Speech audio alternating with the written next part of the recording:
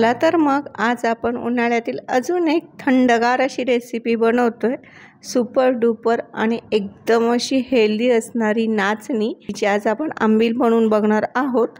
तर अशी नाचणीची आंबील बनवण्यासाठी इथे मी मोठ्या पातेल्यामध्ये 1 वाटी इतकं नाचणीचं तयार पीठ घेतलेलं आहे आणि त्याच वाटीनं मी इथे 1 वाटी दही घेतलेलं आहे।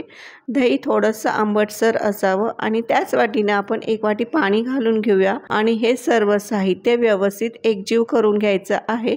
रवीने तुम्ही घुसळून घेऊ शकता किंवा व्हिस्करच्या सहाय्याने पण हे एकसारखं करून घेऊ शकता।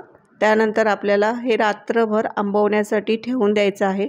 म्हणजे आदल्या दिवशी रात्री आपण हे झोपताना करून ठेवायचं आणि आपल्याला हे सकाळी उठून आंबील बनवायची असते। म्हणजे थोडंसं आंबलं पाहिजे तरच ती आंबील बनते आणि त्याची टेस्ट येते।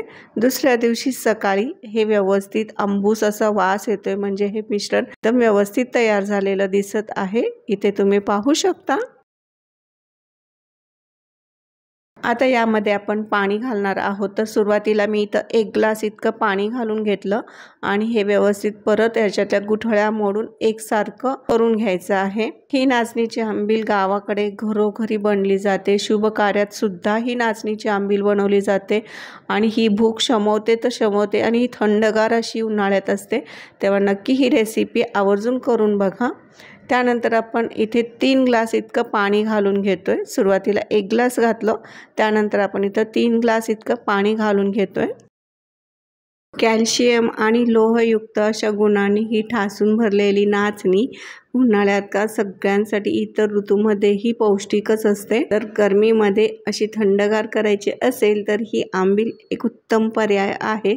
तर त्यासाठी हे पूर्ण आपण पातेलं गॅसवर चढवून घेतलं। त्यानंतर गॅसची आच मीडियम केली आणि आपल्याला हे सतत ढवळत राहायचं आहे, कारण यातलं जे पीठ असतं ते सुरुवातीला खाली बसतं आणि करपू शकतं। त्यासाठी याला उकळी येईपर्यंत आपण हे सतत ढवळून घ्यायचं आहे। याला आता छान उकळी येऊ लागलेली आहे। आता आपल्या गॅसची आच बारीक करून ठेवायची आणि 5 मिनिटासाठी परत हे पीठ चांगलं शिजू द्यायचं आहे। त्यासाठी अधूनमधून आता ढवळलं तरी चालेल। हे इकडे 5 मिनिटं शिजतंय, तोपर्यंत आपण याच्यामध्ये जे साहित्य घालायचं आहे त्याची आपण तयारी करून घेऊया। आंबीलमध्ये आपण एक 6 ते 7 बारीक लसणाच्या कुड्या घेणार आहोत। इथे लसणाची टेस्ट तुम्हाला कितपत आवडते त्यानुसार इथं तुम्ही लसूणचं प्रमाण पण घेऊ शकता आणि हे एकदम बारीक ठेचूनच घ्यायचं आहे। यामुळे चव छान येते आंबीलमध्ये। बारीक चिरून न घेता असं ठेचून घ्या। आणि त्यानंतर आपण एकदम बारीक चिरलेली कोथिंबीर थोडीशी घेणार आहोत। ही पण आवडत असेल तर घ्या, परंतु लसूण आणि कोथिंबीरची टेस्ट आंबीलला खूप छान लागते।